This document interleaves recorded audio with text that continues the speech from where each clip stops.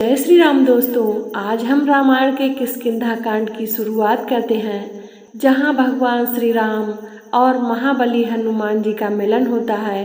यह भेंट केवल सामान्य भेंट नहीं, बल्कि भक्ति और समर्पण का ऐसा उदाहरण है जो हमें यह सिखाता है कि भगवान के प्रति सच्ची निष्ठा कैसे हमारे जीवन को बदल सकती है।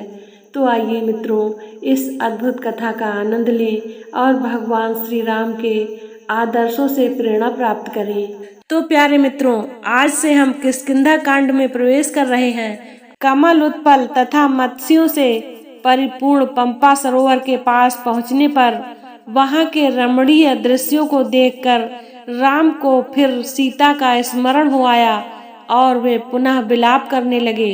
उन्होंने लक्ष्मण से कहा, हे सौमित्र, इस पंपा सरोवर का जल वैदूर्य मणि के समान स्वच्छ एवं श्याम है। इसमें खिले हुए कमल पुष्प और क्रीड़ा करते हुए जल पक्षी कैसे सुशोभित हो रहे हैं। चैत्र माह ने वृक्षों को पल्लवित कर फूलों और फलों से समृद्ध कर दिया है। चारों ओर मनोहर सुगंध बिखर रही है। यदि आज सीता भी अपने साथ होती तो इस दृश्य को देखकर उसका हृदय कितना प्रफुल्लित होता। ऐसा प्रतीत होता है कि यह बसंत रूपी अग्नि मुझे जलाकर भस्म कर देगी। हाय सीते, तुम न जाने किस दशा में रो रो कर अपना समय बिता रही होगी। मैं कितना अभागा हूँ कि तुम्हें अपने साथ वन में ले आया, परंतु तुम्हारी रक्षा न कर सका। हाय पर्वत शिखरों पर नृत्य करते हुए मोरों के साथ कामातुर हुई मोरनियां कैसा नृत्य कर रही हैं। हे लक्ष्मण, जिस स्थान पर सीता होगी, यदि वहां भी इस प्रकार बसंत खिला होगा तो वह उसके हृदय विदग्ध हृदय को कितनी पीड़ा पहुंचा रहा होगा। वह अवश्य ही मेरे वियोग में रो रो कर अपने प्राण दे रही होगी।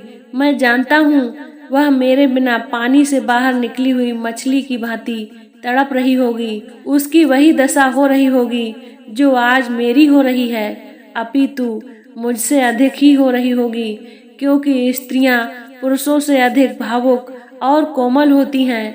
यह संपूर्ण दृश्य इतना मनोरम है कि यदि सीता मेरे साथ होती तो इस स्थान को छोड़कर मैं कभी अयोध्या न जाता, सदैव उसके साथ यहीं रमण करता। किंतु यह तो मेरा स्वप्न मात्र है। आज तो यह अभागा प्यारी सीता के वियोग में वनों में मारा मारा फिर रहा है। जिस सीता ने मेरे लिए महलों के सुखों का परित्याग किया, मैं उसी की वन में रक्षा नहीं कर सका। मैं कैसे यह जीवन धारण करूं? मैं अयोध्या जाकर किसी को क्या बताऊंगा? माता कौशल्या को क्या उत्तर दूंगा? मुझे कुछ सुझाई नहीं देता। मैं इस विपत्ति के पहाड़ के नीचे दबा जा रहा हूँ। मुझे इस विपत्ति से छुटकारे का कोई उपाय नहीं सूझ रहा है। मैं यहीं पंपासर में डूबकर अपने प्राण दे दूंगा। भाई लक्ष्मण, तुम अभी अयोध्या लौट जाओ। मैं अब जनक नंदिनी सीता के बिना जीवित नहीं रह सकता। बड़े भाई की यह दशा देखकर लक्ष्मण बोले, हे पुरुषोत्तम राम, आप शोक न करें। हे तात रघुनंदन, आप पहले उस पापी राक्षस का पता लगाइए, फिर वह सीता को वापस करेगा या अपने प्राणों से हाथ धो बैठेगा। आप तो अत्यंत धैर्यवान पुरुष हैं। आपको ऐसी विपत्ति में सदैव धैर्य रखना चाहिए। हम लोग अपने धैर्य, उत्साह और पुरुषार्थ के बल पर ही रावण को परास्त करके सीता को मुक्त करा सकेंगे। आप धैर्य धारण करें। लक्ष्मण के इस प्रकार से समझाने पर अत्यंत संतप्त राम ने शोक और मोह का परित्याग कर धैर्य धारण किया। वे पंपा सरोवर को लांघकर आगे बढ़े। चलते चलते जब वे ऋष्यमुख पर्वत के निकट पहुँचे तो अपने साथियों के साथ उस पर्वत पर विचरण करने वाले बलवान वानर राज सुग्रीव ने उन दोनों तेजस्वी युवकों को देखा। इन्हें देखकर सुग्रीव के मन में शंका हुई और उन्होंने अपने मंत्रियों से कहा, निश्चय ही बाली ने इन दोनों धनुर्धारी वीरों को स्वेच्छा से भेजा है। भयभीत होकर सुग्रीव अपने मंत्रियों के साथ ऋष्यमुख पर्वत के शिखर पर चले गए। सुग्रीव को इस प्रकार चिंतित देखकर बाघपट्टू हनुमान बोले, हे वानराधिपते, बाली तो शापवश यहाँ आ ही नहीं सकता। आप सहसा ऐसे चिंतित क्यों हो रहे हैं? हनुमान के प्रश्न को सुनकर सुग्रीव बोले, मुझे ऐसा प्रतीत होता है कि ये दोनों पुरुष बाली के भेजे हुए गुप्तचर हैं और तपस्वियों का भेष धारण करके हमारी खोज में आए हैं। हनुमान, तुम वेश बदल कर इनके पास जाओ और इनका संपूर्ण भेद ज्ञात करो। यदि मेरा संदेह ठीक हो तो शीघ्र इस विषय में कुछ करना।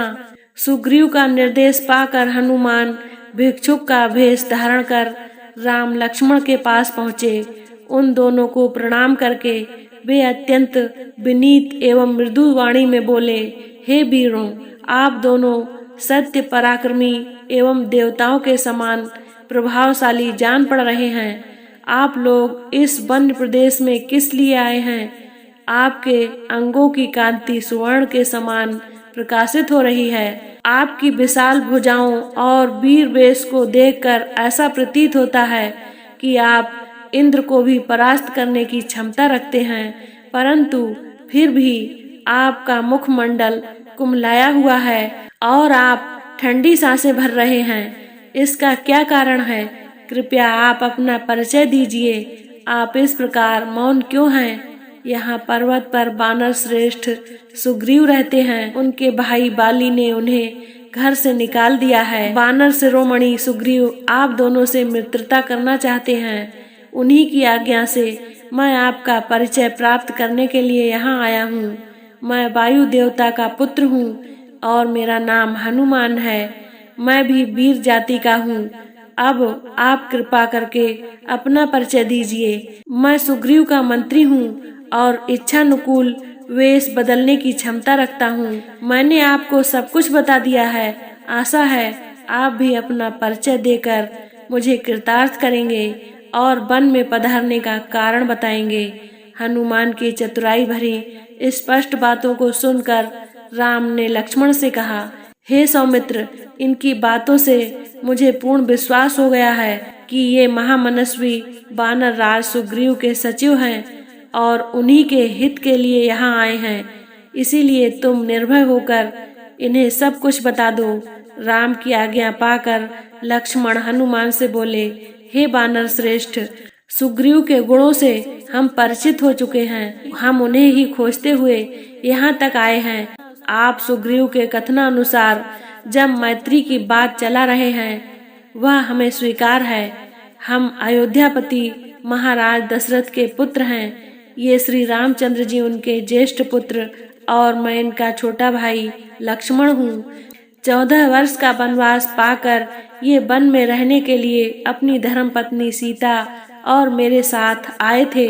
रावण ने सीता जी का हरण कर लिया है, इसी विचार से कि संभवतः वे हमारी सहायता कर सके हम लोग महाराज सुग्रीव के पास आए हैं। हे वानर राज, जिस चक्रवर्ती सम्राट दशरथ के चरणों में संपूर्ण भूमंडल के राजा महाराजा सिर झुकाते थे और उनके शरणागत होते थे, उन्हीं महाराज के ज्येष्ठ पुत्र आज समय के फिर से सुग्रीव की शरण में आए हैं ताकि महाराज सुग्रीव अपने दल बल सहित इनकी सहायता करें। इतना कहते हुए लक्ष्मण का कंठ अवरुद्ध हो गया।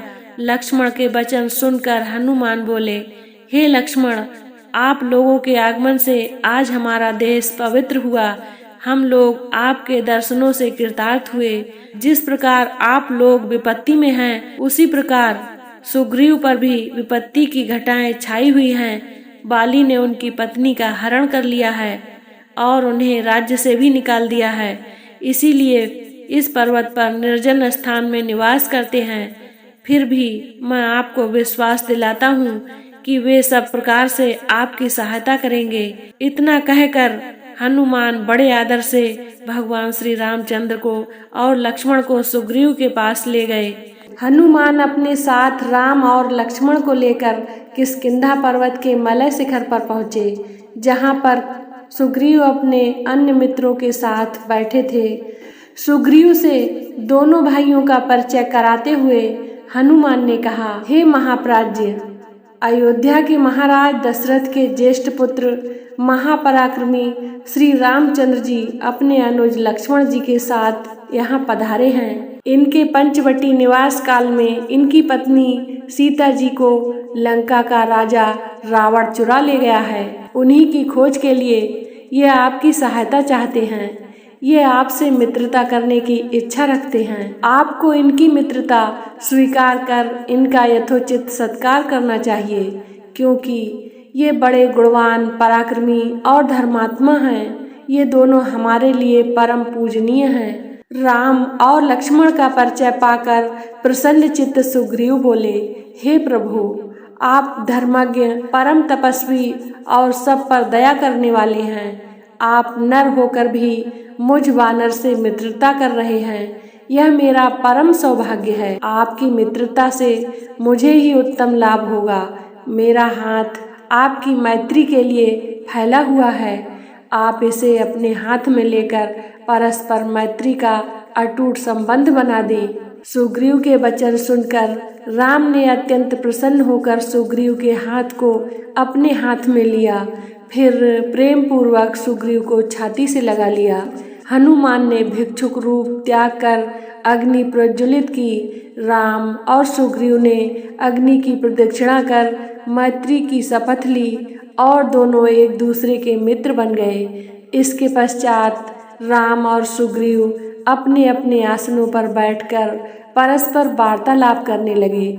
सुग्रीव ने कहा, हे राम, मेरे ज्येष्ठ भ्राता बाली ने मुझे घर से निकालकर मेरी पत्नी का अपहरण कर लिया है और मेरा राज्य भी मुझसे छीन लिया है।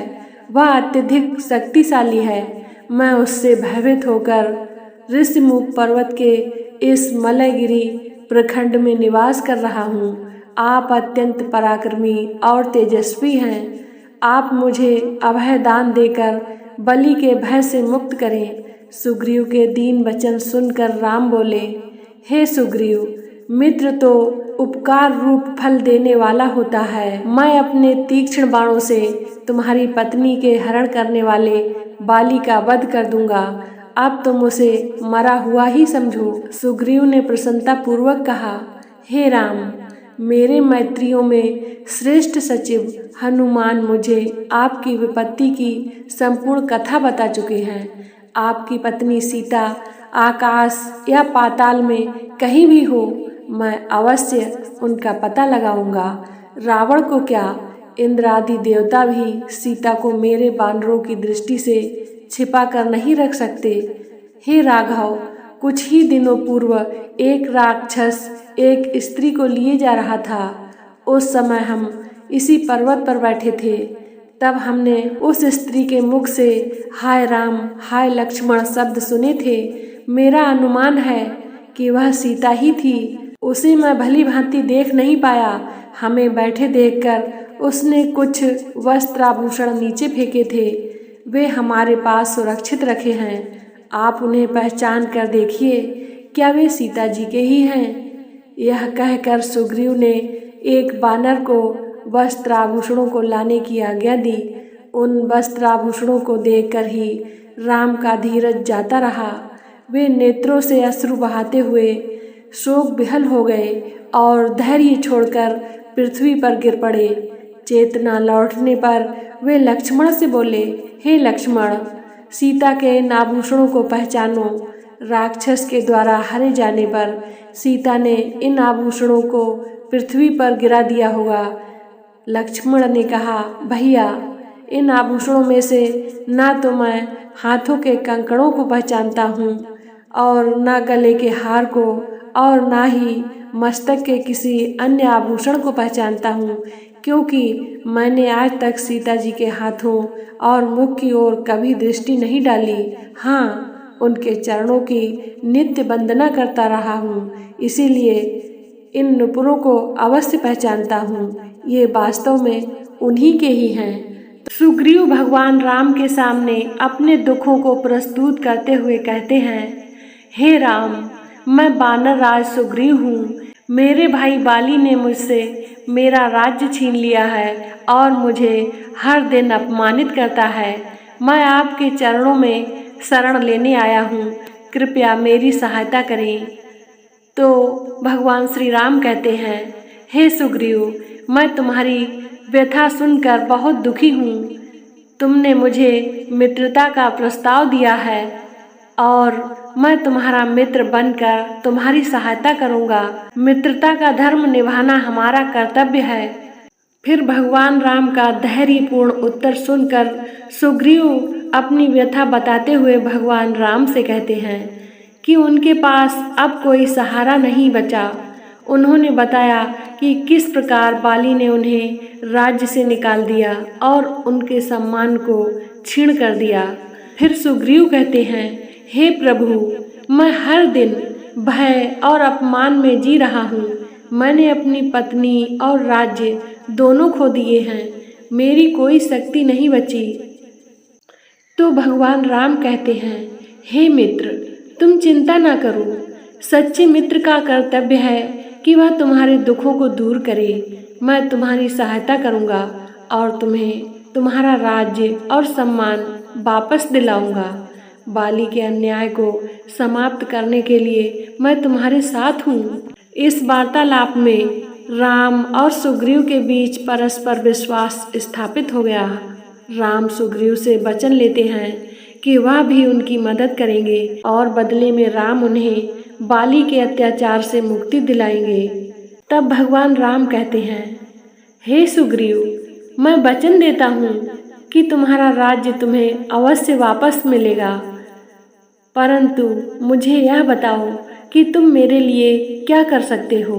तो सुग्रीव बोला, हे प्रभु, मैं आपकी पत्नी सीता जी की खोज में अपनी पूरी शक्ति लगा दूंगा।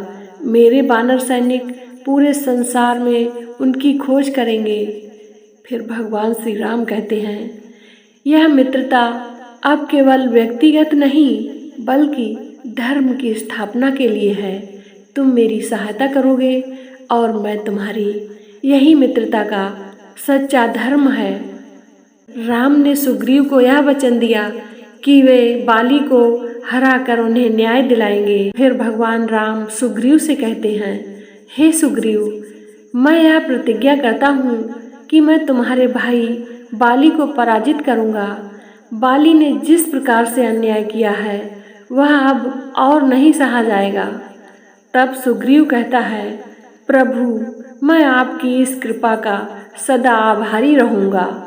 आपका साहस और धैर्य मुझे नई आशा प्रदान करता है। राम ने सुग्रीव से कहा, हे सुग्रीव, मुझे बताओ कि वह भयंकर रूपधारी राक्षस मेरी प्राणेश्वरी सीता को लेकर किस दिशा में गया है। तुम शीघ्र पता लगाओ कि वह राक्षस कहाँ रहता है।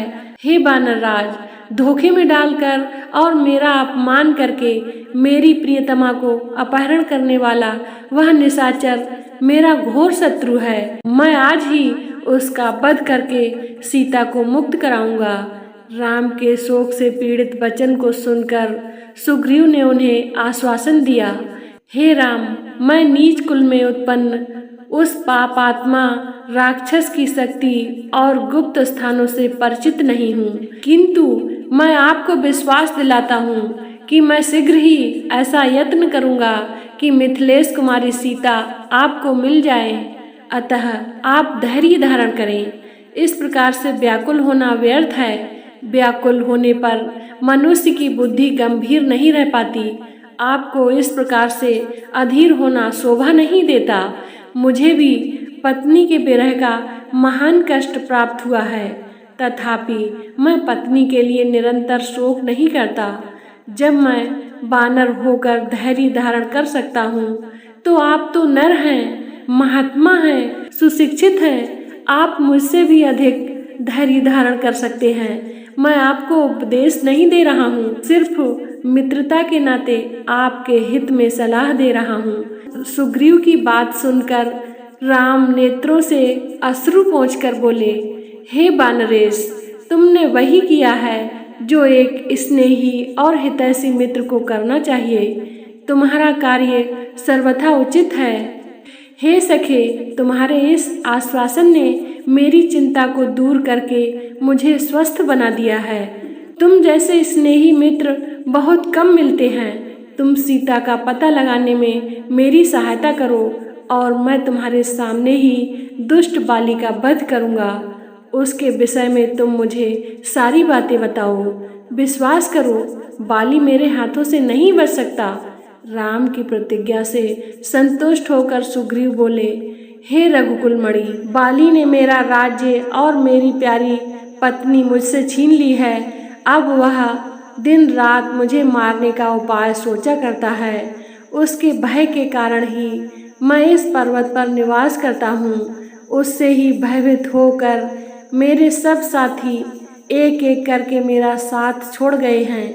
अब ये केवल 4 मित्र मेरे साथ रह गए हैं। बाली अत्यंत बलवान है, उसके भय से मेरे प्राण सूख रहे हैं। वह इतना बलवान है कि उसने दुदुम्भी नामक बलिष्ठ राक्षस को देखते देखते मार डाला।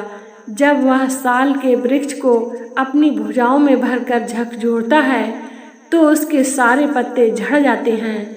उसके असाधारण बल को देखकर मुझे संशय होता है कि आप उसे मार पाएंगे या नहीं। सुग्रीव की आशंका को सुनकर लक्ष्मण ने मुस्कुराते हुए कहा, हे सुग्रीव, तुम्हें इस बात का विश्वास कैसे होगा कि श्री रामचंद्र जी बाली को मार सकेंगे? यह सुनकर सुग्रीव बोला, सामने जो साल के 7 वृक्ष खड़े हैं उन 7 को एक एक करके बाली ने बींधा है।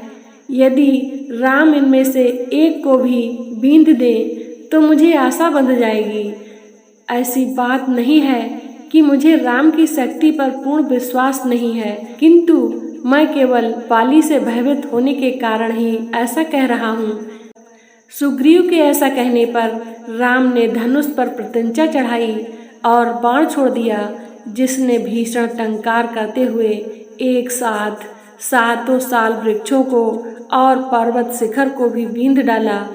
राम के इस पराक्रम को देखकर सुग्रीव विस्मित रह गया और उनकी भूरी भूरी प्रशंसा करते हुए बोला, हे प्रभु, बाली को मारकर आप मुझे अवश्य ही निश्चिंत कर देंगे।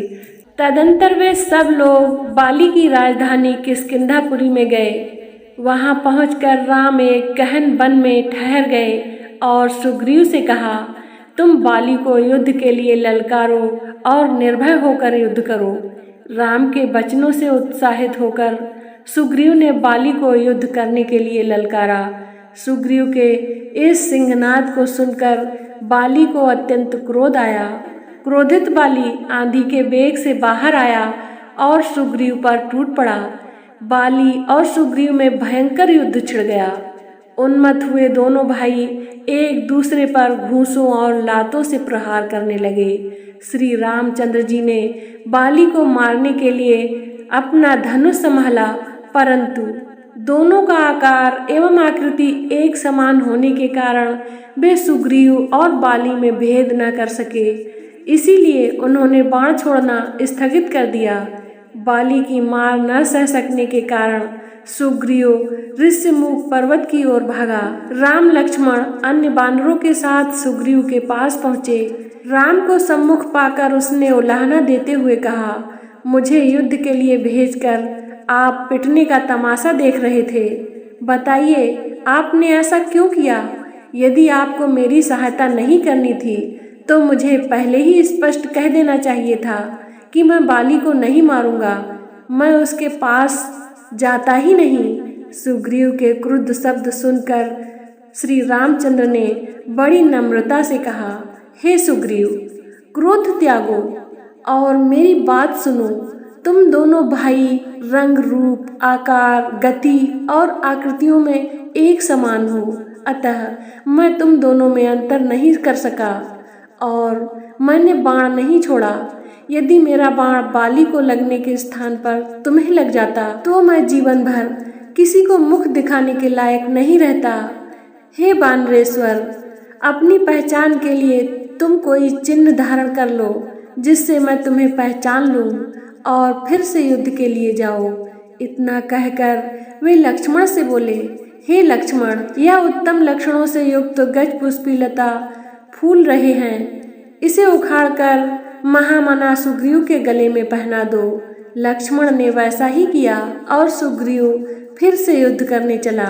इस बार सुग्रीव ने दूने उत्साह से सिंहनाद करते हुए घोर गर्जना की, जिसे सुनकर बाली आंधी के वेग से बाहर की ओर दौड़ने को उद्यत हुआ।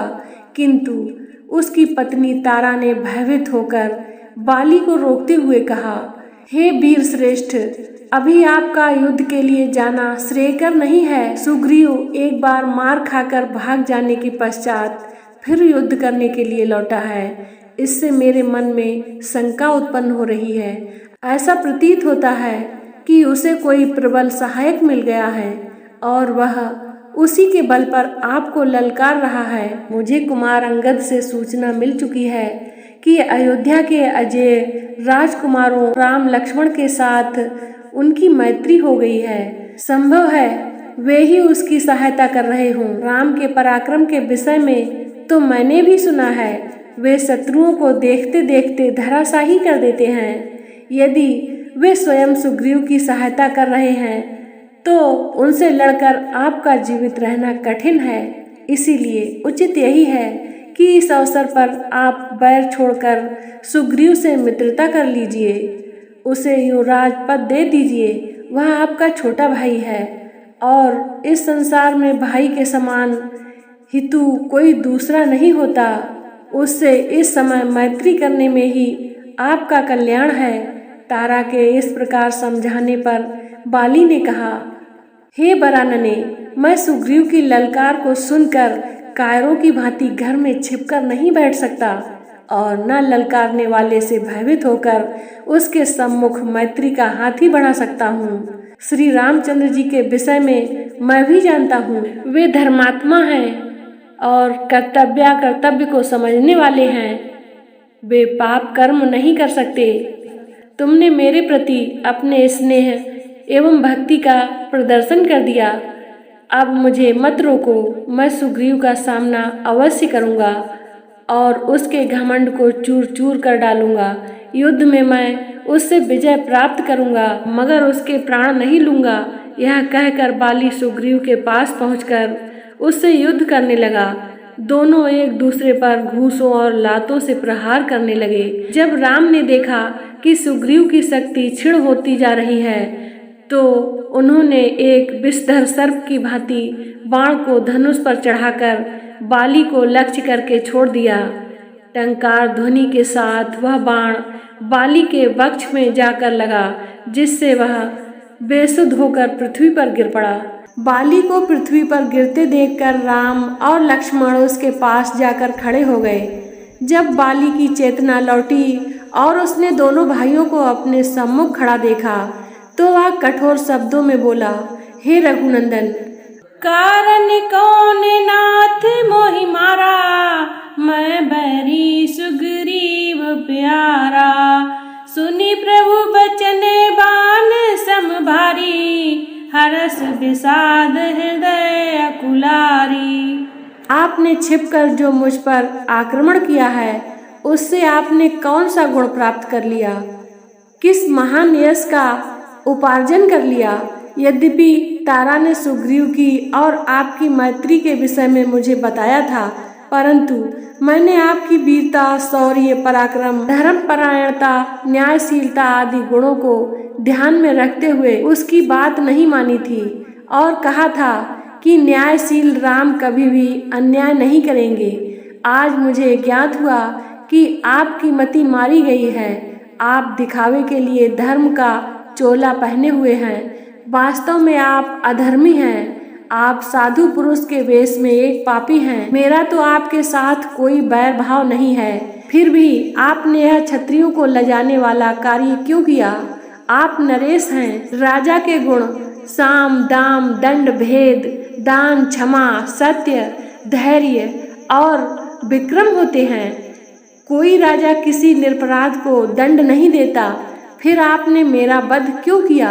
हे राजकुमार, यदि आपने मेरे समक्ष आकर मुझसे युद्ध किया होता तो आप अवश्य ही मेरे हाथों मारे गए होते।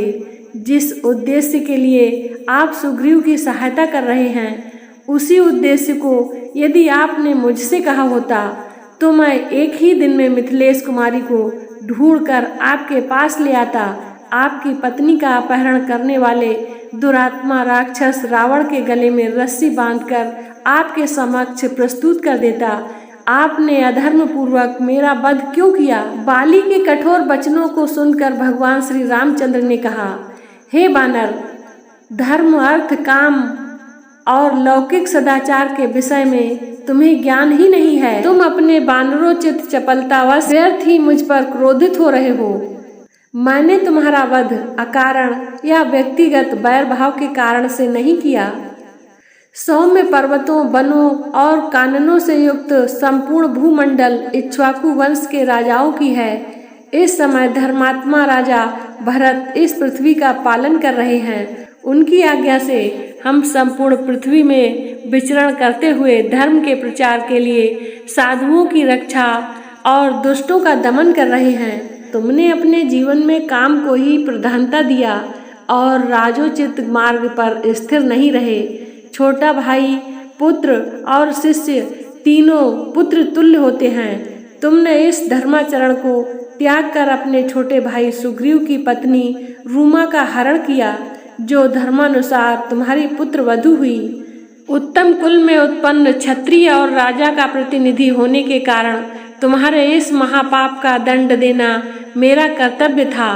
जो पुरुष अपनी कन्या, बहन अथवा अनुज वधू के पास काम बुद्धि से जाता है, उसका वध करना ही उसके लिए उपयुक्त दंड माना गया है। इसीलिए मैंने तुम्हारा वध किया। हे बानर श्रेष्ठ, अपने इस कार्य के लिए मेरे मन में किसी भी प्रकार का संताप नहीं है। मैंने तुम्हें तुम्हारे पिछले पापों का दंड देकर आगे के लिए तुम्हें निष्पाप कर दिया है।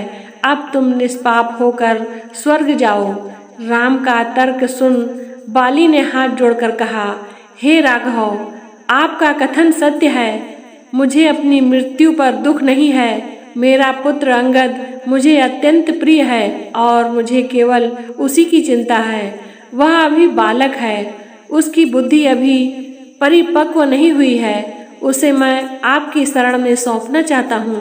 आप इसे सुग्रीव की भांति ही अभय दें, यही आपसे मेरी प्रार्थना है। इतना कहकर बाली चुप हो गया और उसके प्राण पखेरु उड़ गए। जब तारा को बाली की मृत्यु का समाचार मिला तो वह अत्यंत उद्विग्न हो गई और रोती हुई उस स्थान पर आई जहां बाली का शव पड़ा था।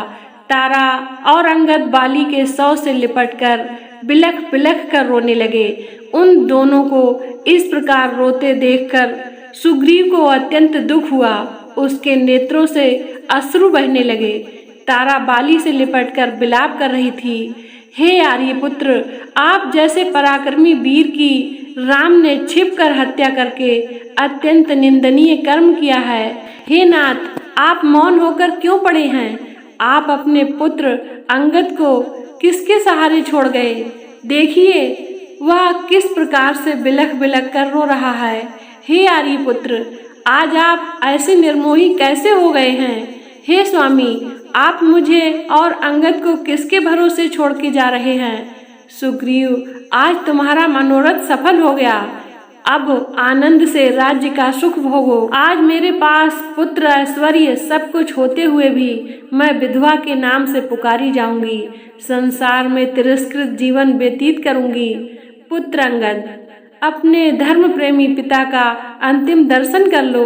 यमलोक को जाते हुए अपने पिता का हाथ जोड़कर अभिवादन करो। देखो स्वामी, आपका पुत्र हाथ जोड़कर आपके सामने खड़ा है, उसे आशीर्वाद क्यों नहीं देते? आज आपने इस युद्ध रूपी यज्ञ में मेरे बिना कैसे भाग लिया? बिना अर्धांगिनी के तो कोई यज्ञ पूरा नहीं होता। इस प्रकार तारा नाना प्रकार से विलाप करने लगी। बाली के बानर सरदारों ने बड़ी कठिनाई से उसे शव से अलग किया।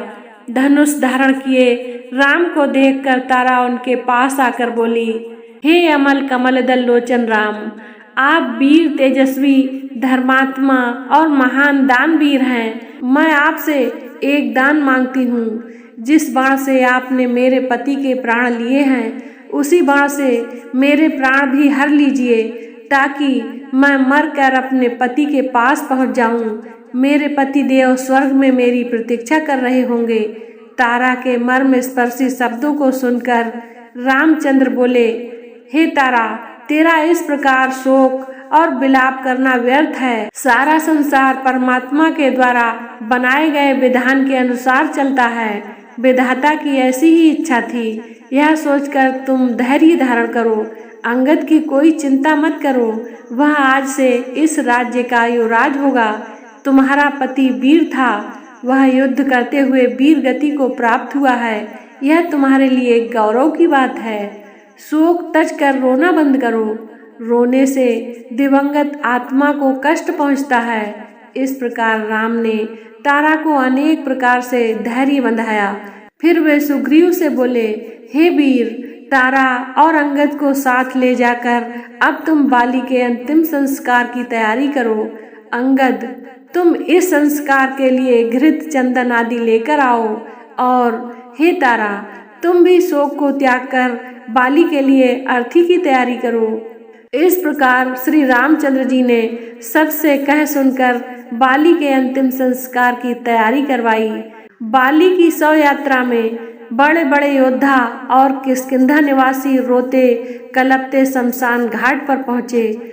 स्त्रियों के करुणाजनक विलाप से संपूर्ण वातावरण शोकाकुल प्रतीत हो रही थी। नदी के तट पर जब चिता बनाकर बाली का शव उस पर रखा गया तो संपूर्ण वातावरण एक बार फिर करुण चित्कार से गूंज उठा। तारा पुनः बाली के शव से लिपट गई। वह चिता पर ही उससे लिपटकर विलाप किए जा रही थी। बड़ी कठिनाई से उसको बाली के शव से पृथक किया गया। अंत में अंगद ने चिता को अग्नि दी। जब बाली का शरीर पंच तत्व में विलीन हो गया तो श्री रामचंद्र जी ने लक्ष्मण, सुग्रीव, अंगद एवं अन्य प्रमुख वानरों के साथ मिलकर उसके लिए जलांजलि दी। तो बाली के अंतिम संस्कार से निवृत्त हो जाने के बाद हनुमान ने हाथ जोड़कर श्री रामचंद्र जी से निवेदन किया, हे कुलत्स नंदन, वानर राज सुग्रीव को आपकी कृपा से उनके पूर्वजों का राज्य पुनः प्राप्त हो गया है।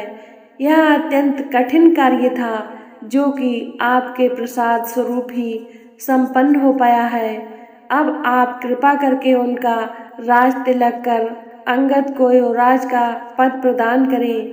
हनुमान की प्रार्थना सुनकर राम बोले, हनुमान, हे सौम्य, मैं पिता की आज्ञा का पालन करते हुए वन में निवास कर रहा हूँ। अतः 14 वर्ष की अवधि पूर्ण होने के पूर्व किसी नगर अथवा ग्राम में जाना मेरे लिए उचित नहीं है। अतएव तुम लोग सुग्रीव के साथ नगर में जाकर राज्याभिषेक की प्रक्रिया पूर्ण करो। फिर राम ने सुग्रीव से कहा, हे मित्र, तुम लौकिक और शास्त्रीय व्यवहार के ज्ञाता हो, नीतिवान और लोक व्यवहार कुशल हो, इसीलिए अपने भतीजे अंगद को युवराज का पद प्रदान करो। वह तुम्हारे ज्येष्ठ भ्राता का पुत्र ही नहीं है बल्कि पराक्रमी और वीर भी है। कुछ दिन तुम लोग राज्य में रहकर शासन व्यवस्था को सुव्यवस्थित करो और प्रजा की भलाई में मन लगाओ। श्रावण का महीना आ गया है और वर्षा की ऋतु का आरंभ हो चुका है। अतः 4 मास तक सीता की खोज संभव नहीं है। वर्षा की समाप्ति पर जानकी की खोज करना। मैं इस अवधि में लक्ष्मण सहित इसी पर्वत पर निवास करूंगा। राम से विदा होकर सुग्रीव किष्किंधा जाकर किष्किंधापुरी की शासन व्यवस्था में व्यस्त हो गए। इस अंतराल में राम लक्ष्मण के साथ प्रश्रवण पर्वत पर निवास करने लगे।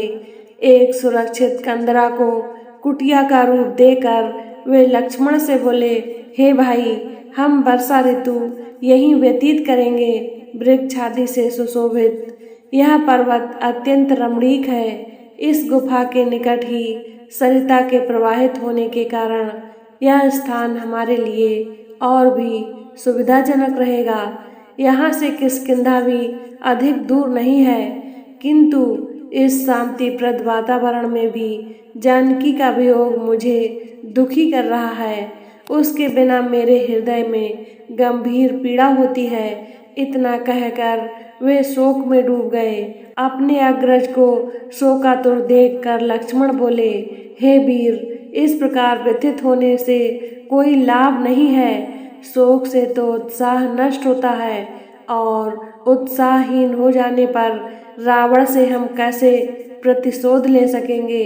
इसीलिए आप धैर्य धारण कीजिए। हम रावण को मारकर भाभी को अवश्य मुक्त कराएंगे। केवल कुछ दिनों की बात और है। लक्ष्मण के वचनों से राम ने अपने हृदय को स्थिर किया और वे प्रकृति की शोभा निहारने लगे। थोड़ी देर तक वे वर्षाकालीन प्राकृतिक दृश्यों का अवलोकन करते रहे। फिर लक्ष्मण से बोले, हे लक्ष्मण, देखो इस वर्षा ऋतु में प्रकृति कितनी सुंदर प्रतीत हो रही है। यह दीर्घाकार मेघ पर्वतों का रूप धारण किए आकाश में दौड़ रहे हैं। इस वर्षा ऋतु में ये मेघ अमृत की वर्षा करेंगे। उस अमृत से भूतल वासियों का कल्याण करने वाली नाना प्रकार की औषधियाँ, वनस्पति, अन्न आदि उत्पन्न होंगे। इधर इन बादलों को देखो, एक के ऊपर एक खड़े हुए। ये ऐसे प्रतीत होते हैं मानो प्रकृति ने सूर्य तक पहुँचने के लिए इन कृष्ण श्वेत सीढ़ियों का निर्माण किया है। शीतल मंद सुगंधित समीर हृदय को किस प्रकार प्रफुल्लित करने का प्रयत्न कर रही है, किंतु विरही जनों के लिए यह अत्यधिक दुखदायी भी है। उधर पर्वत से जो जल धारा बह रही है, उसे देखकर मुझे ऐसा आभास होता है कि सीता भी मेरे वियोग में इसी प्रकार अश्रु धारा बहा रही होगी। इन पर्वतों को देखो, इन्हें देखकर लगता है जैसे ब्रह्मचारी बैठे हों। ये काले काले बादल इनकी मृग छालाएं हों, नदी नाले इनके यज्ञोपवीत हों और बादलों की गंभीर गर्जना वेद मंत्रों का पाठ हो। कभी कभी ऐसा प्रतीत होता है कि ये बादल गरज नहीं रहे हैं, अपितु बिजली के कोड़ों से प्रताड़ित होकर पीड़ा से कराहते हुए आर्तनाद कर रहे हैं। काले बादलों में चमकती हुई बिजली ऐसी प्रतीत हो रही है मानो राक्षस राज रावण की गोद में मूर्छित पड़ी जानकी हो। हे लक्ष्मण, जब भी मैं वर्षा के दृश्यों को देखकर अपने मन को बहलाने की चेष्टा करता हूँ, तभी मुझे सीता का स्मरण हो आता है। यह देखो, काले मेघों ने दसों दिशाओं को अपनी काली चादर से इस प्रकार आवृत कर लिया है, जैसे मेरे हृदय की समस्त भावनाओं को जानकी के वियोग ने आच्छादित कर लिया हो।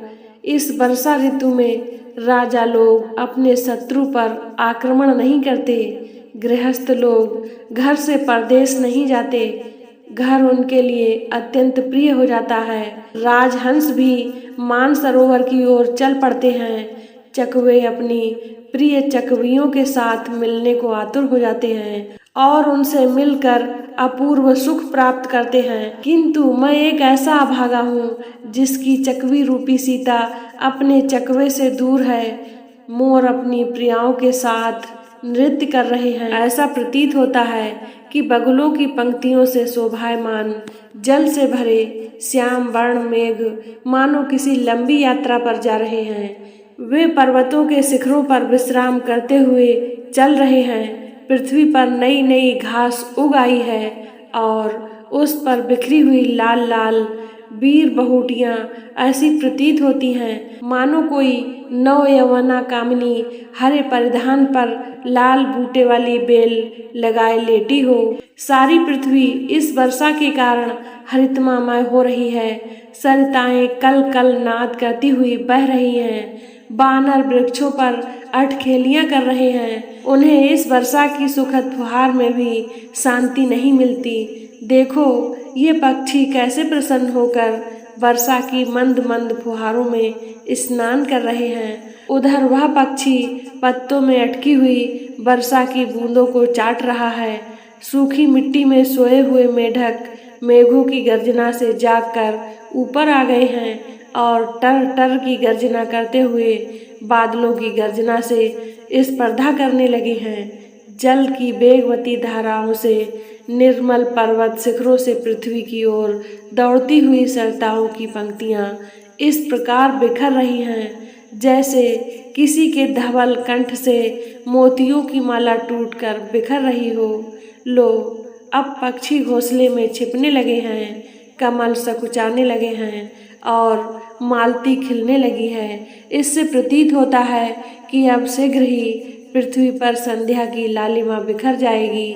फिर राम निश्वास छोड़कर बोले, बाली के मरने से सुग्रीव ने अपना राज्य पा लिया। अब वह अपनी बिछड़ी हुई पत्नी को पुनः पाकर इस वर्षा का आनंद उठा रहा होगा। पता नहीं मैं अपनी बिछड़ी हुई सीता के कब दर्शन करूंगा। अब तो श्रावण मास का अंत हो चला है, शीघ्र ही शरद ऋतु का आरंभ होने वाला है। दुर्गम मार्ग फिर से आवागमन के लिए खुल जाएंगे। मुझे विश्वास है शरद ऋतु आते ही सुग्रीव अपने गुप्तचरों से अवश्य सीता की खोज कराएगा।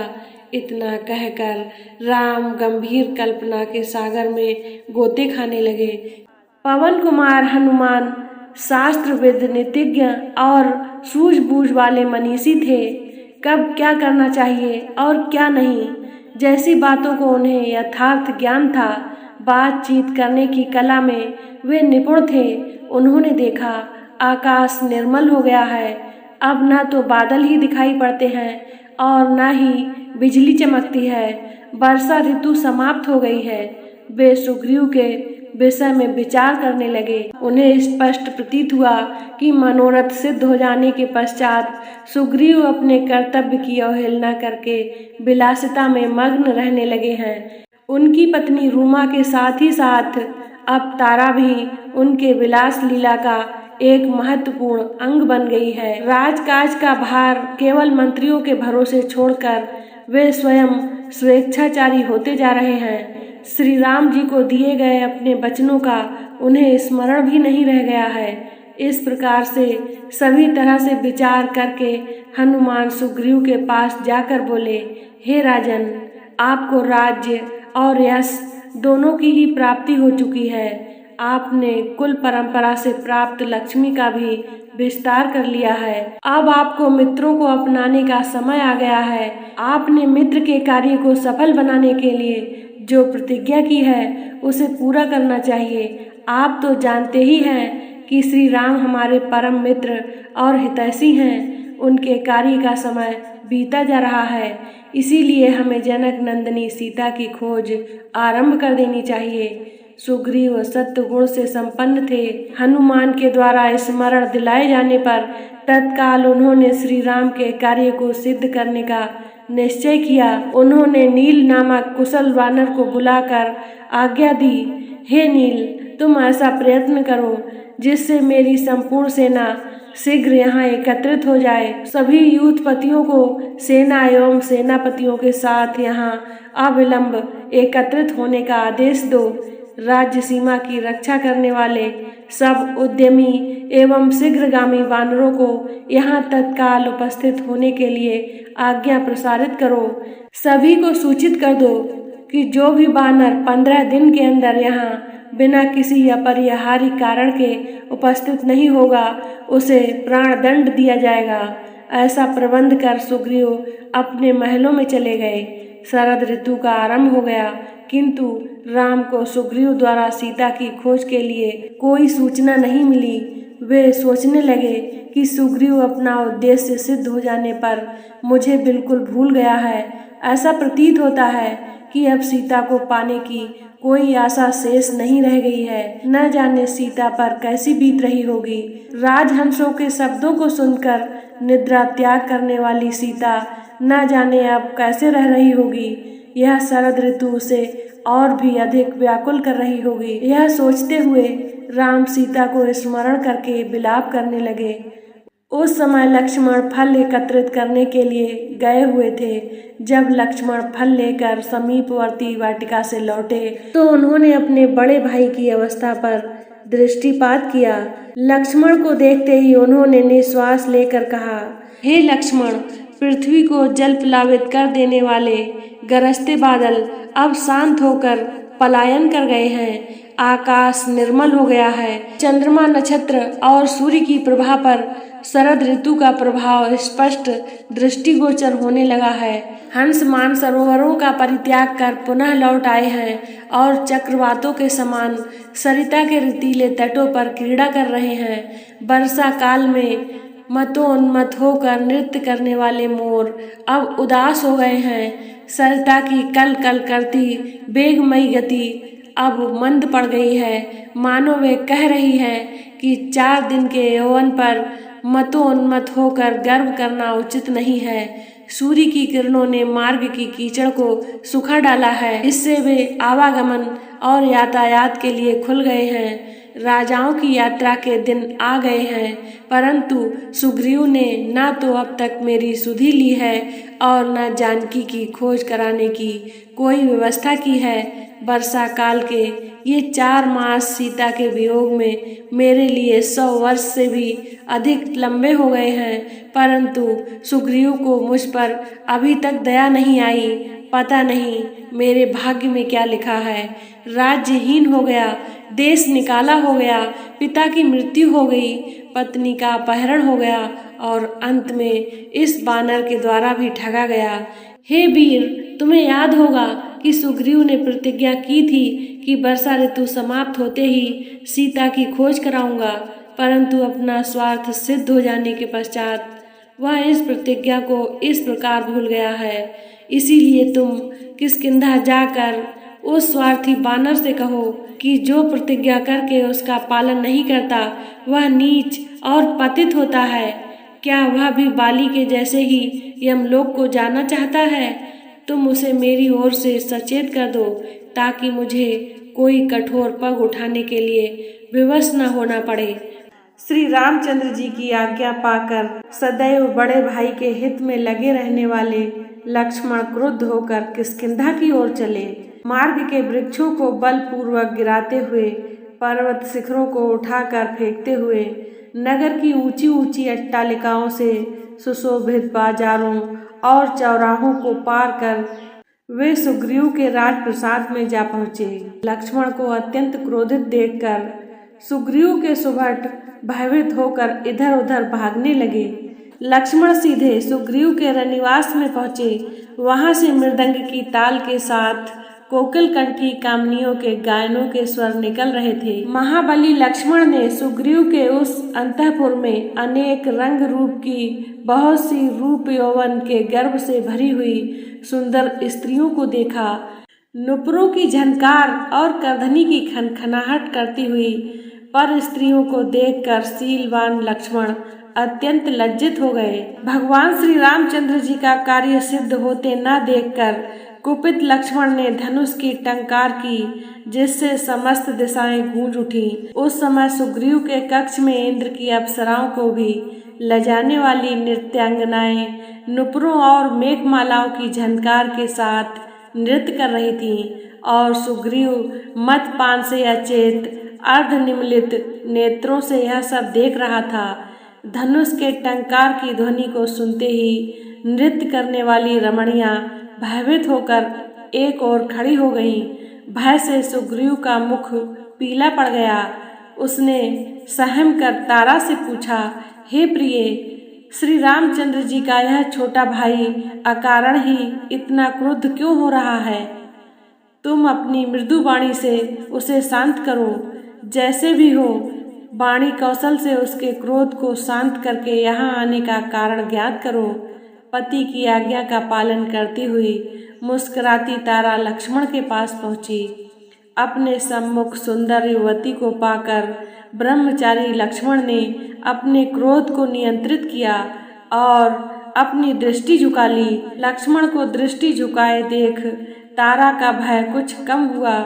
तारा मृदु वाणी में बोली, हे रघुकुल श्रेष्ठ, आपके इस क्रोध का क्या कारण है? क्या हमसे कोई अपराध हुआ है? यदि आपके दास सुग्रीव से कोई अपराध हुआ भी है तो भी आप जैसे उदार एवं क्षमाशील महापुरुष को उसे क्षमा प्रदान करना चाहिए।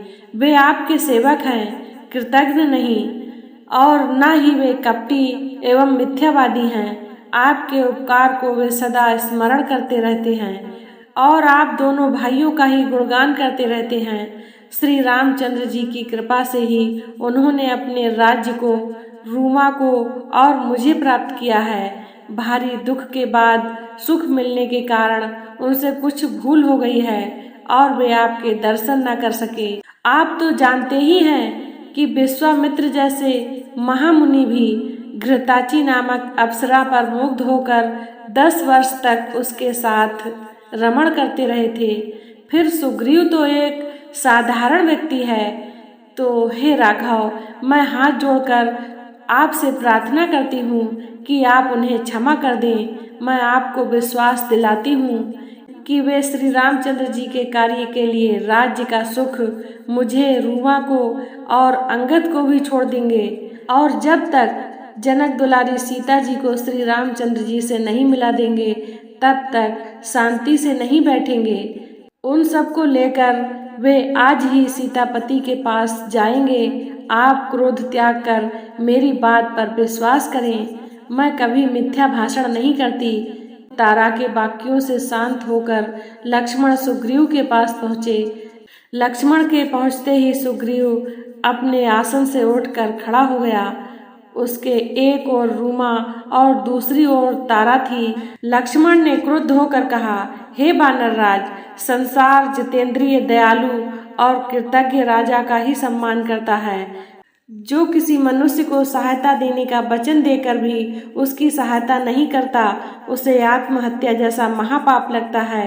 शास्त्रों में गोघाती, चोर और अपना व्रत भंग करने वाले के लिए तो प्रायश्चित का प्रावधान है, परंतु कृतज्ञता के पाप का कोई प्रायश्चित नहीं बताया गया है। उसे तो अनंत काल तक नरक की यातनाएं भोगनी पड़ती हैं। श्री रामचंद्र जी ने तुम्हारे साथ जो उपकार किया है उसे भुला देना तुम्हारे लिए उचित नहीं है। इसीलिए हे सुग्रीव, अब तुम्हें उस वचन का पालन करना चाहिए जो तुमने उन्हें दिया है। लक्ष्मण की बात सुनकर सुग्रीव अत्यंत नम्रता के साथ बोला, हे रघुकुल तिलक, श्री रामचंद्र जी की दया से ही मैंने अपना खोया हुआ राज्य फिर से वापस पाया है। इसीलिए उनके इस महान उपकार को मैं जीवन भर नहीं भूल सकता। मैं जानता हूँ कि वे अपने अपूर्व पराक्रम से सीता को चुराने वाले राक्षस को एक क्षण में नष्ट कर सकते हैं। केवल मेरा मान बढ़ाने के लिए वे मुझसे सहायता मांग रहे हैं। इसके लिए मैं उनका अत्यंत अनुग्रहित हूँ। उनके साथ मेरी सेना और मैं भी युद्ध करने के लिए चलेंगे। अब तक हुए विलंब के लिए आप मुझे क्षमा करें। लक्ष्मण इन वचनों से संतुष्ट होकर बोले, अब तुम मेरे साथ चलकर भैया के दुखी मन को संतोष दो। वे सीता जी के वियोग में बहुत दुखी हो रहे हैं। लक्ष्मण से प्रेरणा पाकर सुग्रीव ने अपने यूथपतियों के साथ श्री रामचंद्र जी से मिलने के लिए प्रस्थान किया। एक पालकी मंगाकर उसमें पहले लक्ष्मण को आरूढ़ किया और फिर स्वयं भी उसमें जा बैठा। शंखों और भेरियों की ध्वनि करते हुए सहस्त्रों वीरों के साथ सुग्रीव वहां पहुंचा जहां श्री राम निवास करते थे। लक्ष्मण को आगे कर और हाथ जोड़कर विनीत भाव से सुग्रीव श्री राम जी के सम्मुख खड़ा हो गया। रामचंद्र जी ने प्रसन्न होकर सुग्रीव को गले लगाया और फिर उसकी प्रशंसा करते हुए कहा, हे वानरेश, समय पर अपने संपूर्ण शुभ कार्यों को करने वाला राजा ही वास्तव में शासन करने के योग्य होता है, और जो भोग विलास में लिप्त होकर इंद्रियों के वशीभूत हो जाता है वह अंत में विनाश को प्राप्त होता है। अब तुम्हारे उद्योग करने का समय आ गया है, अतएव तुम अपने मति अनुसार जैसा उचित समझो वैसा करो, ताकि सीता का पता मुझे शीघ्र प्राप्त हो सके। श्री राम के नीति युक्त वचन सुनकर सुग्रीव ने कहा, हे प्रभु, मैं तो आपका अकिंचन दास हूँ। मैं आपके उपकार को कभी नहीं भूल सकता। जनक नंदिनी की शीघ्र खोज करवाने के उद्देश्य से मैं इन सहस्त्रों वानर यूथपतियों को लेकर यहाँ उपस्थित हुआ हूँ। इन सब के पास अपनी अपनी सेनाएं हैं और ये स्वयं भी इंद्र के समान पराक्रमी हैं। आपकी आज्ञा पाते ही ये लंकापति रावण को मारकर सीता को ले आएंगे। इन्हें आप इस कार्य के लिए आज्ञा प्रदान करें। सुग्रीव की उत्साहवर्धक बात सुनकर राम बोले, हे राजन, सबसे पहले तो इस बात का पता लगाना चाहिए कि सीता जीवित भी है या नहीं। यदि जीवित है तो उसे कहाँ रखा गया है? रावण का निवास स्थान कहाँ है? उसके पास कितनी और कैसी सेना है? वह स्वयं कितना पराक्रमी है? इन समस्त बातों के ज्ञात होने पर ही आगे की योजना पर विचार किया जाएगा। यह कार्य ऐसा है जिसे न मैं कर सकता हूँ और न ही लक्ष्मण, केवल तुम ही अपनी सेना के द्वारा करवा सकते हो। राम के वचन सुनकर सुग्रीव ने अपने युद्धपतियों को बुलाकर आज्ञा दी, हे वीर महारथियों, अब मेरी लाज और श्री राम जी का जीवन तुम लोगों के हाथों में है। तुम 10 दिशाओं में जाकर जानकी जी की खोज करो। उन सभी पर्वतों की दुर्गम कंदराओं, वनों, नदी तटों, समुद्री द्वीपों, उपत्यकाओं और उन गुप्त स्थानों को छान मारो जहां उनके होने की तनिक भी संभावना हो। आकाश पाताल भूमंडल का कोई भी स्थान छिपा नहीं रहना चाहिए। 1 मास के अंदर जानकी जी का पता मिल जाना चाहिए। यदि इस अवधि में उनका पता न लगा सके तो तुम स्वयं का वध हुआ समझो। हे हनुमान, यह मुद्रिका मेरी पहचान के रूप में है। जब तुम सीता माता तक पहुँचो तो उन्हें यह मुद्रिका देना। इसे देखकर वे समझ जाएंगी कि मैंने ही तुम्हें भेजा है। तब हनुमान बड़ी ही नम्रता से कहते हैं, प्रभु, आपकी यह मुद्रिका मेरे लिए नहीं बल्कि सीता माता के लिए अमूल्य संदेश है। मैं इसे अपने प्राणों से भी अधिक सुरक्षित रखूंगा और माता तक पहुंचाऊंगा। तब राम हनुमान से बड़ी गंभीरता पूर्वक कहते हैं, हे हनुमान, मेरी सीता को यह मुद्रिका दिखाना। उन्हें बताना कि मैं उन्हें शीघ्र ही मुक्त कराऊंगा। तब हनुमान जी नतमस्तक होकर कहते हैं, हे प्रभु, आपकी आज्ञा मेरे लिए सर्वोपरि है। जब तक यह कार्य पूर्ण नहीं होता मुझे विश्राम नहीं मिलेगा। मैं सीता माता को आपका संदेश अवश्य पहुंचाऊंगा। तब सुग्रीव बड़े ही प्रसन्न होकर कहते हैं, हे हनुमान, तुम्हारे हाथों में राम का संदेश है। यह कार्य केवल तुम ही कर सकते हो। सीता माता तक पहुंचने का मार्ग तुम्हारे लिए प्रशस्त है। तब हनुमान बड़ी दृढ़ता से कहते हैं, हे सुग्रीव, यह कार्य मेरा सौभाग्य है। माता सीता तक पहुंचकर प्रभु का संदेश देना ही मेरा धर्म है। राम काज कीन्हे बिन मोहि कहाँ बिसरामा, सहित सहाय सुग्रीवहि आनहु निज धामा। हनुमान जी कहते हैं कि जब तक भगवान राम का कार्य पूर्ण नहीं हो जाता मुझे विश्राम का कोई अधिकार नहीं है। यह उनकी निष्ठा और समर्पण को दर्शाता है। तो जय श्री राम मित्रों, रामायण का हर प्रसंग हमें जीवन में कुछ न कुछ सिखाता है। आज हम आपको उस अद्भुत क्षण में ले चलेंगे जब भगवान श्री राम अपने प्रिय भक्त हनुमान जी को माता सीता की खोज के लिए अपनी मुद्रिका सौंपते हैं। यह प्रसंग भक्ति, निष्ठा और प्रेम का अद्वितीय उदाहरण है।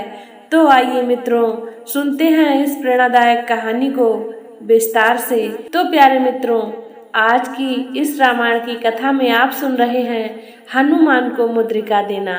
कठोर आज्ञा देकर सुग्रीव हनुमान से बोला, हे कपिश्रेष्ठ, पृथ्वी, अंतरिक्ष, आकाश, पाताल, देवलोक, वन, पर्वत, सागर, कोई ऐसा स्थान नहीं है जहाँ तुम्हारी गति न हो।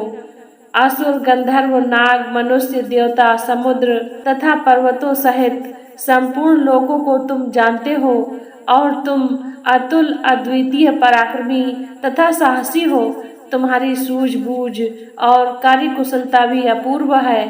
यद्यपि मैंने सीता जी की खोज के लिए सब वानरों को आदेश दिया है, परंतु मुझे सच्चा भरोसा सिर्फ तुम्हारे ऊपर ही है और तुम्हें ही उनका पता लगा कर आना है। सुग्रीव का हनुमान पर इतना भरोसा देखकर राम बोले, हे हनुमान, सुग्रीव की भांति ही मुझे भी तुम पर विश्वास है कि तुम सीता का पता अवश्य लगा लोगे। इसीलिए मैं तुम्हें अपने नाम से सुशोभित अपनी यह मुद्रिका देता हूँ। जब कभी जानकी मिले उसे तुम यह मुद्रिका दे देना।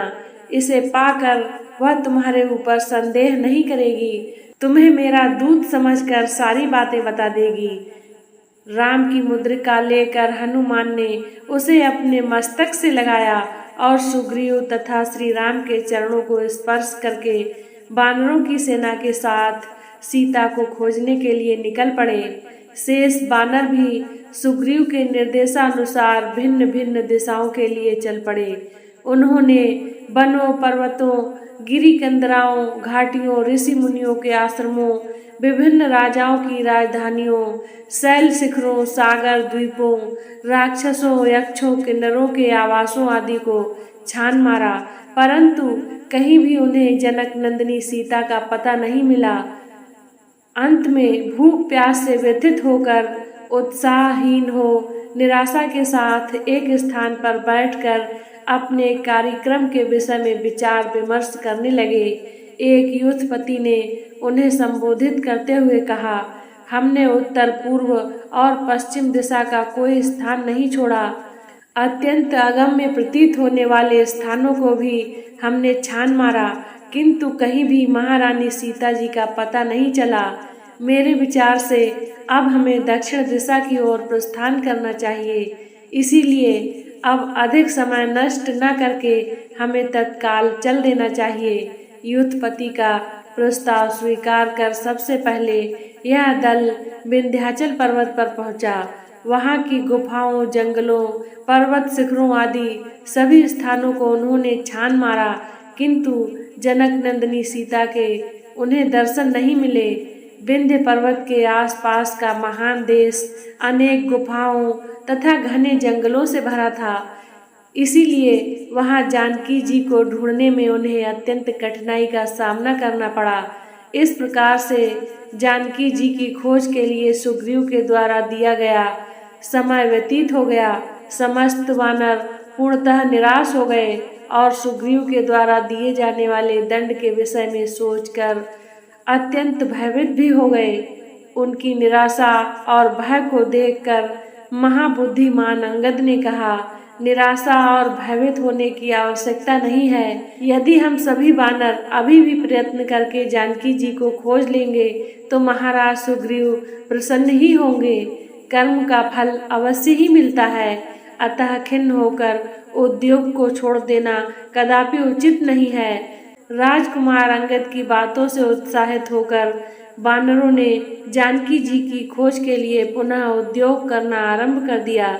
वहां के अत्यंत भयंकर तथा सुनसान जंगलों में न तो पानी मिलता था और न ही किसी प्रकार के कंद मूल फल ही मिलते थे। मनुष्य का तो नामो निशान तक नहीं देता था।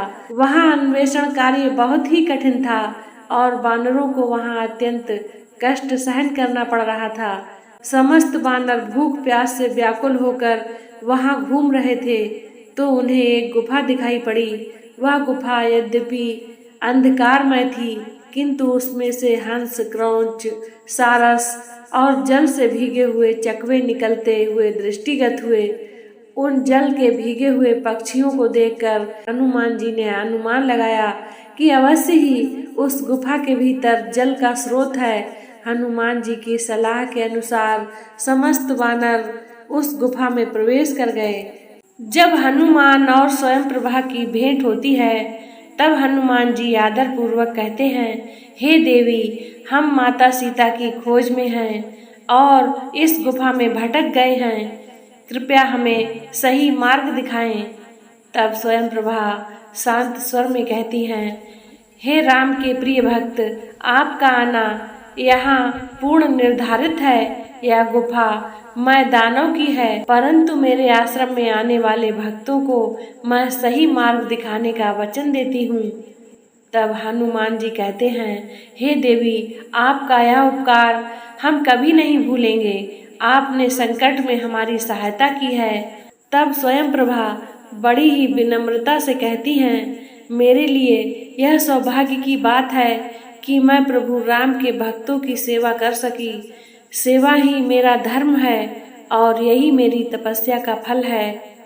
तब हनुमान जी बड़े ही चकित होकर कहते हैं, आपके तप और त्याग ने हमें प्रभावित किया है।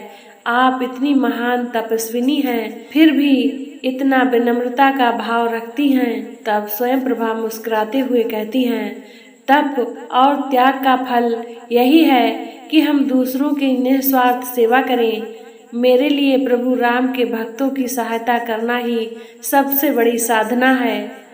रामदूत हनुमान चले, सेवा हेतु प्रभु के। स्वयं प्रभा की कृपा से संकट से बचते नेक। हनुमान जी और उनकी सेना को स्वयं प्रभा की कृपा से संकट से छुटकारा मिला और वे अपनी सेवा जारी रख पाए। तो जय श्री राम मित्रों, आज हम रामायण के उस अनमोल प्रसंग की कथा सुनाएंगे जहाँ निस्वार्थ सेवा, त्याग और तपस्या की अद्भुत मिसाल देखने को मिलती है। यह है तपस्विनी स्वयं प्रभा की कथा, जिन्होंने अपनी तपस्या और समर्पण से प्रभु श्री राम के भक्तों की मदद की। उनकी सेवा और त्याग का यह अद्भुत उदाहरण हमें जीवन के असली मायने सिखाता है। तो आइए मित्रों, इस प्रेरणादायक कथा को विस्तार से सुनते हैं और उससे मिलने वाली महत्वपूर्ण सीख को अपने जीवन में आत्मसात करते हैं। तो प्यारे मित्रों, आज की कथा में आप सुन रहे हैं तपस्विनी स्वयं प्रभा। वह गुफा अत्यंत ही अंधकारमय थी, किंतु बानरों की दृष्टि उस अंधकार में भी कार्य कर रही थी। उनका तेज और पराक्रम अवरुद्ध नहीं होता था और उनकी गति वायु के समान थी। तीव्र वेग के साथ वे उस गुफा के भीतर पहुंच गए। भीतर पहुंचकर उन्होंने देखा कि वह स्थान अत्यंत उत्तम, प्रकाशमान और मनोहर था। चारों ओर साल, ताल, तमाल, नाग, केसर, अशोक, धौ, चंपा, कनेर आदि के पुष्पयुक्त वृक्ष दृष्टिगत हो रहे थे। वे सभी वृक्ष स्वर्णमय थे। उनसे अग्नि के समान प्रभा निकल रही थी और उनके फल फूल भी सुनहरे रंग के थे। इन वृक्षों में लगे मूंगे और मणियों के समान चमकीले फूलों और फलों पर सुनहरे रंग के भौरे मंडरा रहे थे। सूर्य जैसी आभा वाली कांचन वृक्षों से घिरे अनेक विशाल सरोवर भी दिखाई पड़े, जिसमें स्वर्ण कमल और सुनहरे मत्स्य शोभा पा रहे थे। उन्होंने वहां पर सोने और चांदी से बने हुए बहुत सारे भवन भी देखे, जिनकी खिड़कियां मोतियों की जालियों से ढकी हुई थीं। स्वर्ण तथा रजत से निर्मित विमान भी दृष्टिगत हो रहे थे। वहां रखे हुए अनेक पात्र में सोने, चांदी और कांसे के ढेर भरे हुए थे। बहुमूल्य सवारियां, सरस, मधु, महामूल्यवान दिव्य वस्त्रों के ढेर, विचित्र कंबल एवं कालीने, मृग चर्मों के समूह भी जहां तहां रखे हुए थे। कुछ दूर जाने पर उन्हें बक्कल और काले रंग का मृग चर्म धारण किए हुए एक स्त्री दिखाई दी, जिसका मुख तपस्या के तेज से दमक रहा था। परम बुद्धिमान हनुमान जी ने उस तपस्विनी के पास जाकर हाथ जोड़कर कहा, हे देवी, आप कौन हैं? यह गुफा, ये भवन तथा ये रत्न आदि किसके हैं? हे देवी, हम लोग भूख, प्यास और थकावट से व्याकुल होकर जल मिलने की आशा से इस गुफा में चले आए हैं, किंतु यहाँ के अद्भुत पदार्थों को देखकर हमारी विवेक शक्ति लुप्त प्राय हो गई है। यह सब आपकी तपस्या के प्रभाव से हुआ है। यह कोई आसुरी माया है। तपस्विनी ने यह कहकर कि तुम सबसे पहले भोजन ग्रहण कर लो, उन सभी को शुद्ध भोजन, फल फूल आदि दिया। फिर भोजन से तृप्त हुए बानरों से तपस्विनी ने कहा, हे बानर श्रेष्ठ, इस दिव्य स्वर्णमय उत्तम भवन को दानव शिरोमणियों के विश्वकर्मा मयासुर ने बनाया है। इस भवन में निवास करते हुए मयासुर का संपर्क हेमा नाम की अप्सरा से हो गया, जिससे क्रुद्ध होकर देवराज इंद्र ने अपने वज्र से मयासुर का वध कर डाला। अब यह स्थान हेमा के अधीन ही है। मैं मेरसा वर्णी की कन्या हूँ और मेरा नाम स्वयं प्रभा है। हेमा मेरी प्रिय सखी है। उसी के द्वारा नियुक्त होकर मैं इस स्थान का संरक्षण करती हूँ। अब तुम लोग बताओ कि तुम लोग किस प्रयोजन से घूम रहे हो।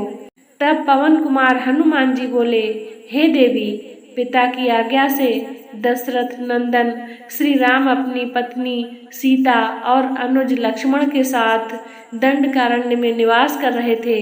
जन स्थान में आकर रावण ने उनकी स्त्री का बलपूर्वक अपहरण कर लिया है।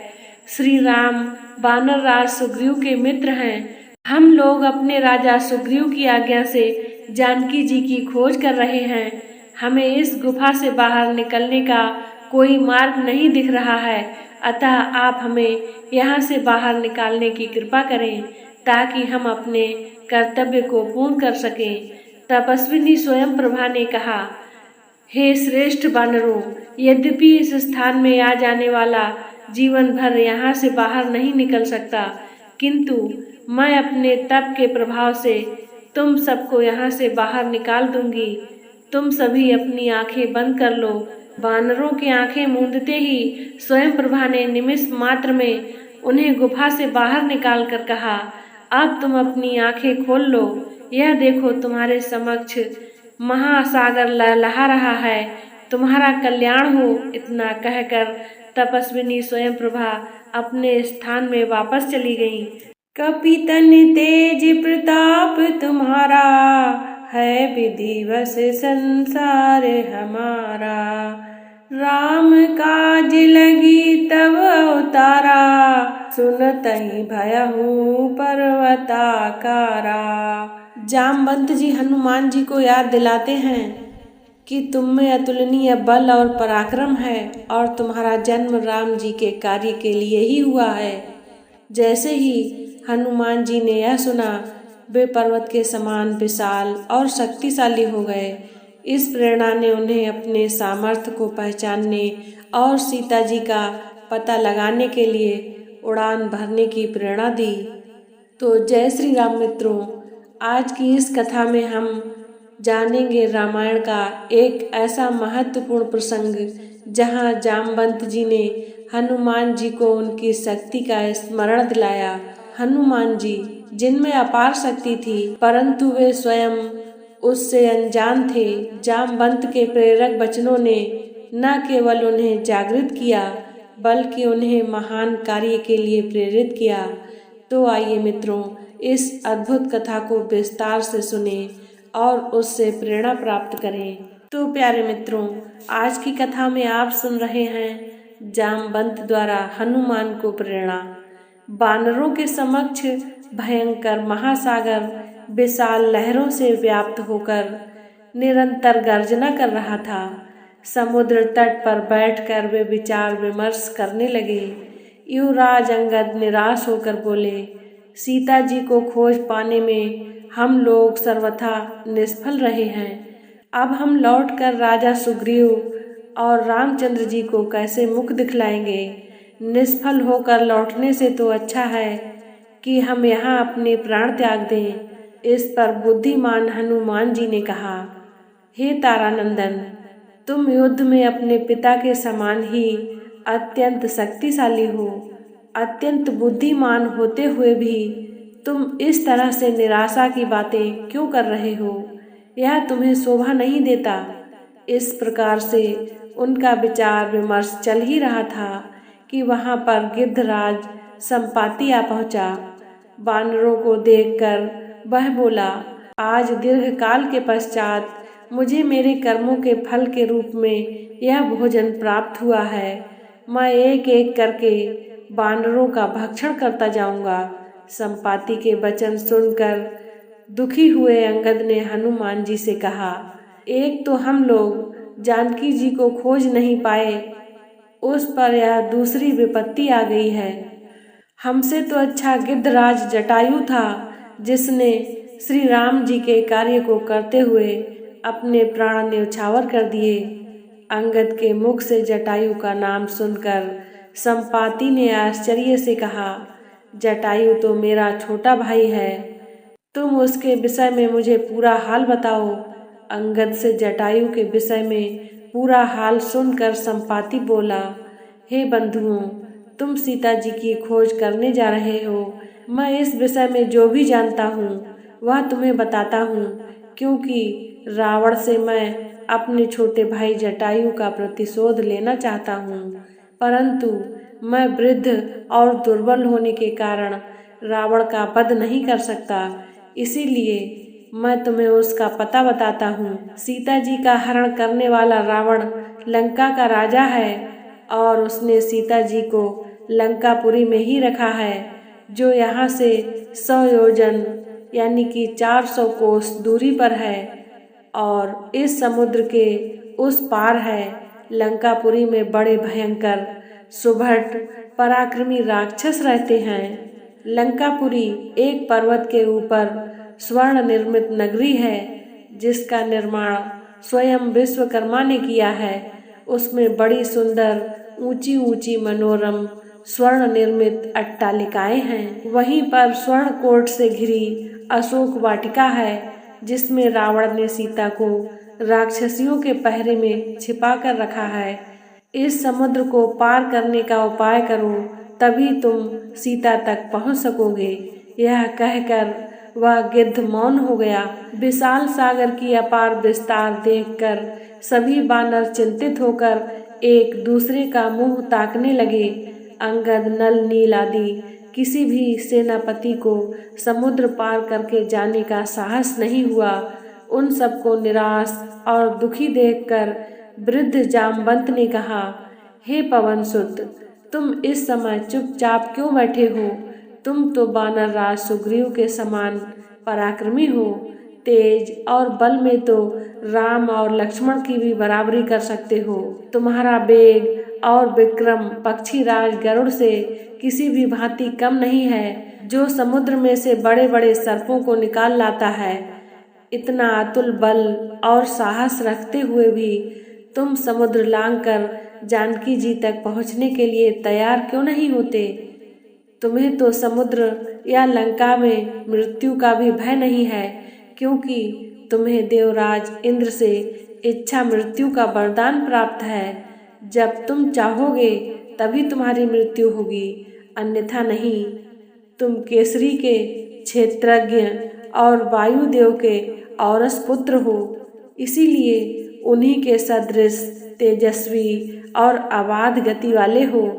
हम लोगों में तुम ही सबसे अधिक साहसी और शक्तिशाली हो, इसीलिए उठो और इस महासागर को लांघ जाओ। तुम ही इन निराश वानरों की चिंता को दूर कर सकते हो। मैं जानता हूँ इस कार्य को केवल तुम और अंगद 2 ही व्यक्ति कर सकते हैं, पर अंगद अभी बालक है। यदि वह चूक गया और उसकी मृत्यु हो गई तो सब लोग सुग्रीव पर कलंक लगाएंगे और कहेंगे कि अपने राज्य को निष्कंटक बनाने के लिए उसने अपने भतीजे को मरवा डाला। यदि मैं वृद्धावस्था के कारण दुर्बल न हो गया होता तो सबसे पहले मैं समुद्र लांघता। इसीलिए हे वीर, अपनी शक्ति को समझो और समुद्र लांघने को तत्पर हो जाओ। जामवंत के प्रेरक वचनों को सुनकर हनुमान जी को अपनी क्षमता और बल पर पूरा विश्वास हो गया। अपनी भुजाओं को तानकर हनुमान जी ने अपने सशक्त रूप का प्रदर्शन किया और गुरुजनों से बोले, आपके आशीर्वाद से मैं मेघ से उत्पन्न हुई बिजली की भांति पलक मारते निराधार आकाश में उड़ जाऊंगा। मुझे विश्वास हो गया है कि मैं लंका में जाकर अवश्य विदेह कुमारी के दर्शन करूंगा। यह कहकर उन्होंने घोर गर्जना की, जिससे समस्त वानरों के हृदय हर्ष से प्रफुल्लित हो गए। सबसे विदा लेकर हनुमान जी महेंद्र पर्वत पर चढ़ गए और मन ही मन समुद्र की गहराई का अनुमान लगाने लगे। तो प्यारे मित्रों, आज की कथा को यहीं पर विराम देते हैं। अब किष्किंधा कांड समाप्त हुआ। अब हम सुंदर कांड में प्रवेश करेंगे। अब आइए सुनते हैं कुछ अनमोल वचनों को। वाली समय रवि भक्ष लियो रे, तेहि कालहु बल प्रभु तुम सोरे। जामवंत ने हनुमान जी को उनके बचपन की उस घटना का स्मरण दिलाया जब उन्होंने सूर्य को निगल लिया था। यह घटना उनकी अद्वितीय शक्ति का प्रमाण है। प्रेरणा का एक शब्द आपकी छिपी हुई शक्तियों को जागृत कर सकता है। जब आप अपनी क्षमताओं को पहचान लेते हैं तो कोई भी लक्ष्य असंभव नहीं रहता। मार्गदर्शक के सही वचन जीवन की दिशा बदल सकते हैं। अपार शक्ति आपके भीतर ही है, बस उसे पहचानने की आवश्यकता है। तो प्यारे मित्रों, जामवंत जी द्वारा हनुमान जी को प्रेरित करने का यह प्रसंग हमें यह सिखाता है कि हमारे भीतर की अपार शक्तियाँ तभी जागृत होती हैं जब हम उन्हें पहचानते हैं।